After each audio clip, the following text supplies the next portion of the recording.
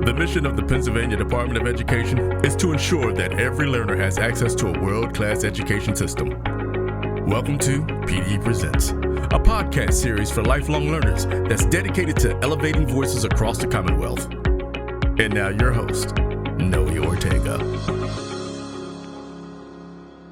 Welcome to PDE Presents. I'm your host, Noe Ortega. PDE Presents is part of a broader strategy by the Pennsylvania Department of Education aimed at changing the way we think and talk about the mission and outcomes of education in the Commonwealth and across the country. Through this strategy, the department aims to shine a spotlight on the greater public good and collective mission of education. This podcast invites school leaders, educators, and other stakeholders to participate in conversations that unpack contemporary topics in education with the focus on equity. My guest today is Joe Welch, an American history teacher from North Hills Middle School in Pittsburgh, who is the 2021 Pennsylvania Teacher of the Year. Congrats, Joe, and was previously named the 2019 National Middle Level Educator of the Year and Pennsylvania Social Studies Teacher of the Year. Joe is also recognized as a Gilder Lehrman Institute Master Teacher and was recognized as Gilder Lehrman's National History Teacher of the Year in 2018. An Apple Distinguished Educator and National Board Certified Teacher, Joe is a strong believer in bringing diverse stories, personal emotions, and community connections into his lessons, as well as fostering excitement for quality and engaging educational opportunities. Welcome to PDE Presents, Joe. Noe, thank you for having me. I'm really excited to be here and to have a conversation with you today. And fantastic. Well, Joe, for those who might be meeting you virtually for the first time, what is something that you might be willing to share with our listeners about who you are as a professional and how you approach the work? To introduce myself, I think when I think about what would define me as a professional, I think that I, in many ways, am no different than any other teacher, that I'm always looking to bring life experiences of my own past, my own day-to-day life, and think about constantly how can I bring those into the classroom for two reasons: not only to allow students to see who I am as a professional, but also to give greater opportunities, to bring those opportunities into students, to connect them with organizations. But if I had to really think about how I would define that in terms of who I am as a professional, I think of two things. Well, first off, I'm a history teacher. So I think throughout our conversation, there's definitely going to be a little bit of a bias of that history teacher side of me coming through. But I think back to, there's a line in the musical Hamilton, and my students all know I'm obsessed with Hamilton. I'm obsessed with the musical. And the obscure line of it goes, if you have skin in the game, you stay in the game. But you don't get a win unless you play in the game. So I always have that in mind of, as a teacher, as a professional, how can I continue to grow myself, to keep myself invested, but then moreover, how can I provide students for opportunities for students, for colleagues, for families to also to get involved, to stay in the game, if you will. And I think that really defines my entire outlook of who I am as a teacher and as a professional.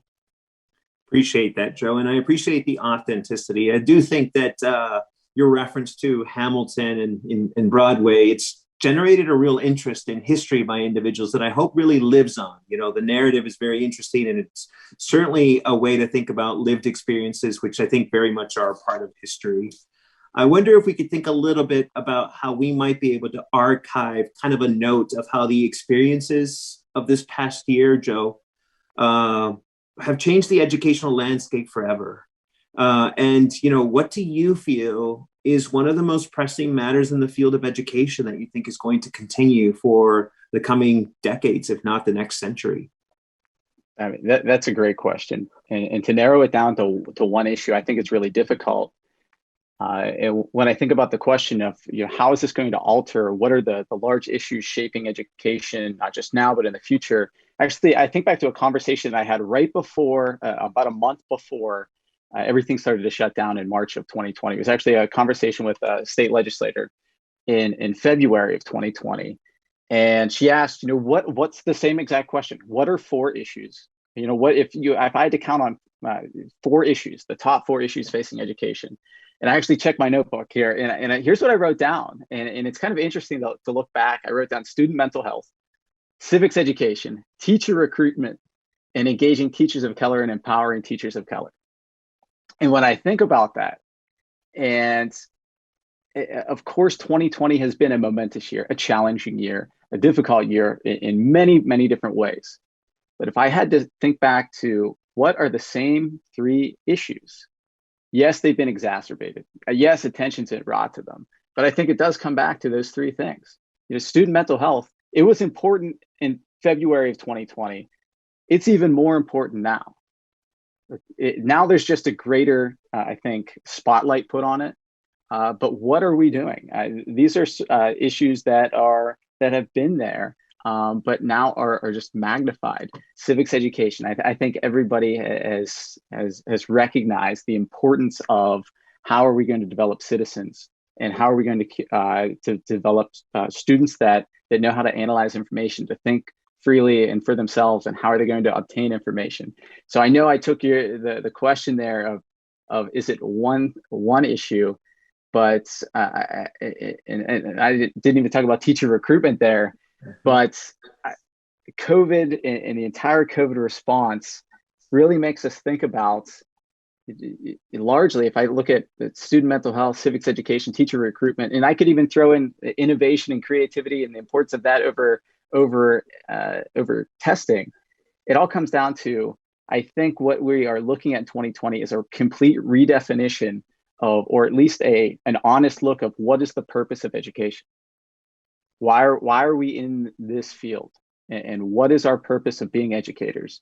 And we often talk about the word the whole child, but I think largely, what are we doing to develop the whole citizen that sees themselves not as just a singular person, but a person that's able to interact with others in the community? Appreciate that, Joe. And I couldn't agree with you more, in terms of mental health being an important aspect and ongoing one. I think that's one that I hope to see elevated increase in interest from every stakeholder involved. But you're right, when you think about the mission of education and the civics outcome, I feel like the pandemic taught us a lesson. And that lesson is that the collective good matters when you're trying to navigate something. So I really do appreciate you elevating that as one of them. And the teacher recruitment pipeline, either if it's empowering educators of color or empowering all to understand outcomes of equity, race, et cetera, are important as well. I wonder if you can share with our listeners, Joe, how does your equity lens inform and frame the work that you do each and every day in the classroom? It's another great question. And when I consider equity or how equity would inform what I do on a daily basis, I think the first thing I need to realize is that I need to continue to grow. I need to continue to learn. And I think all educators, I think we are on that pathway to doing so. But if I could just share one quick experience that really opened my eyes in many ways. And it's the first day of school. I started doing this, I think, 2 years ago. And again, going back to being a history teacher, I simply asked students a question. And it was, I would like you for the next 20 minutes to draw me a picture of what you think American history is. And students, they at first they seemed a little bit confused because it seemed like, hey, I'm not a great artist. And I said, it's okay if you're not a great artist, if you have outstanding artistical abilities, whatever it may be, just draw me a picture of what you think American history is. And the responses that I got afterwards, the next day, I just made a quick slideshow and I flashed up all these images of what students responded with. And why this was so telling is it not only opened my eyes, but when I showed these images back to students, I think this showed them that, hey, okay, I think we need to make some adjustments of how we're thinking and how we're approaching things. And I'm going to take this beyond history in a second, but 80% of my responses were one of two men.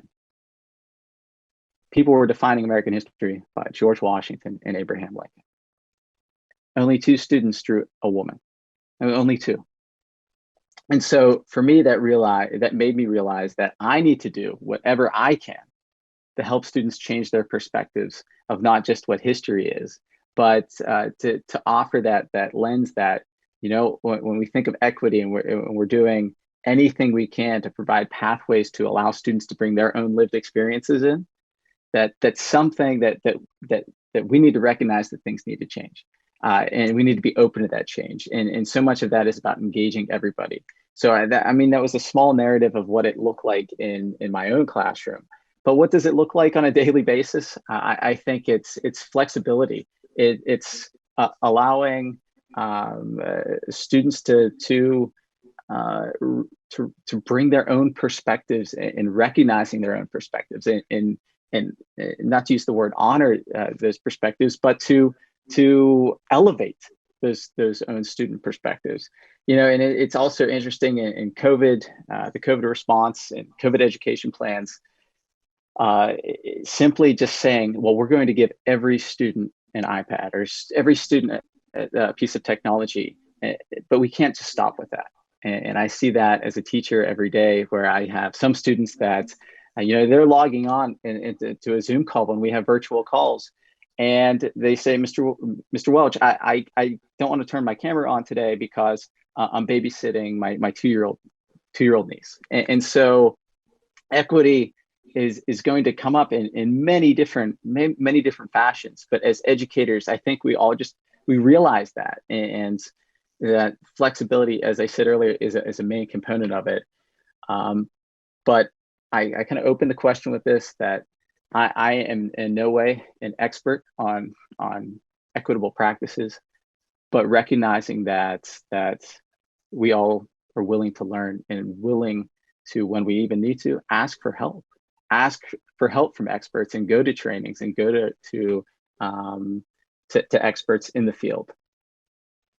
It's interesting that you certainly model and expect self-reflective behavior from yourself and the students as well. And the vignette that you share with me, Joe, really makes me think about how much of yourself and the profession you see emerge from those drawings that these children wrote, right? Because in many ways, much of what they're understanding and meaning that they make of history and the events has everything to do with their educators and the societal context that they live in. And when that comes out, it's very telling of where we stand in terms of society and our understanding of what leadership in history may be. I wonder if you could tell me a little bit, Joe, about what maybe you within your profession, or now with this opportunity of National Teacher of the Year, or your team at your school, are doing to break down some of the barriers, maybe rethink or reconstruct the system of education and learning with equity at the forefront. Do you have some examples that you could share with us? Sure. So when I think about, what am I doing? And I often think of, well, what are we doing? It's myself and other educators that are working as a team here, because I think none of this is done on an individual basis, responding to the students' needs and with that lens of equity. But I think it really comes down to two things. How are we engaging organizations that are willing to help? And then number two, I think a large part of that is, how are we engaging with legislators to make changes that are also needed. But if I can just focus on that first one, engaging organizations, really early on, actually this occurred this August and September, our local PBS affiliate, WQED, approached me and said, hey, we're partnering with PDE to look to put together some educational programming for students that may not have internet access, that may not have reliable technology. And really, it was a superstar effort of 12 area teachers. We pulled teachers from all throughout the western half of the state.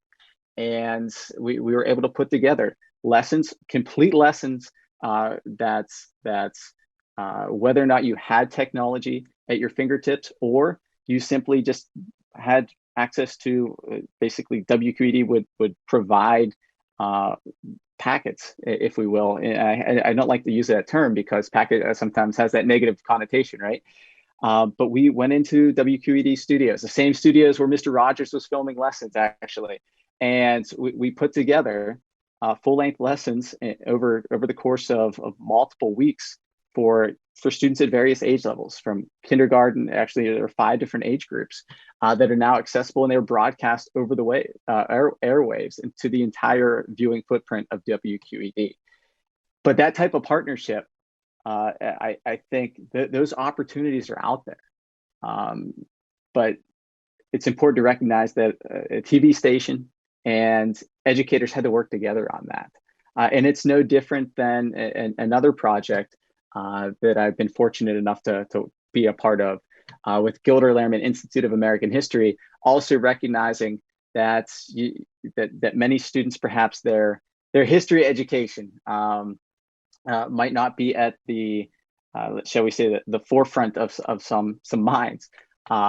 And I was able to get together with history teachers from all across the United States and put together a history school for students that airs weekly online, and it's live. And it's so wonderful to have hundreds of students logging in to access a variety of topics, everything from Black lives in the founding era to the Cold War. So it's just a diverse array of topics that students may or may not be find accessible in their own schools.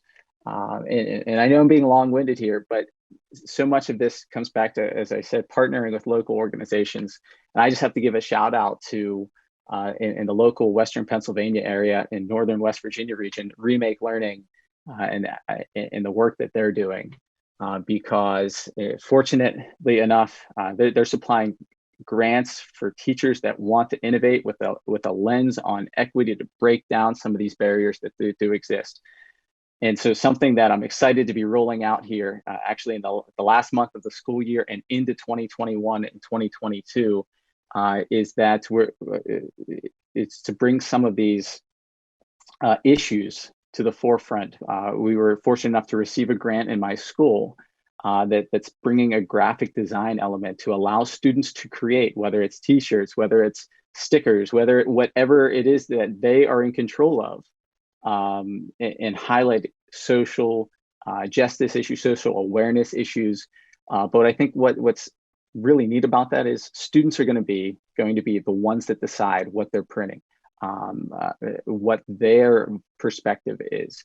But that doesn't happen again without organizations that are willing to partner. And there are so many wonderful organizations out there willing and ready to help.